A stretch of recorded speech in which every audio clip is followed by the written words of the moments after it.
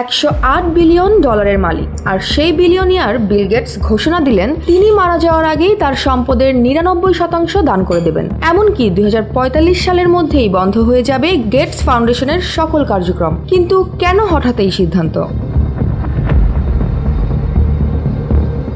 সম্প্রতি নিজের ব্লগে এক লেখায় বিল গেটস জানান, আমি মারা যাবার পরে লোকজন অনেক কিছু বলবে, কিন্তু কেউ যেন এটা বলতে না পারে যে আমি ধনী অবস্থায় মারা গিয়েছি। এইটুকু নিশ্চিত করতে চাই। তিনি চান আগামী 20 বছরের মধ্যে ধাপে ধাপে দান করে সম্পদ শূন্য করে দিতে। এটা হবে তার ধনীর দায় শোধের উপায়। বিল গেটস তার দানের 3টি লক্ষ্য স্পষ্ট করেছেন।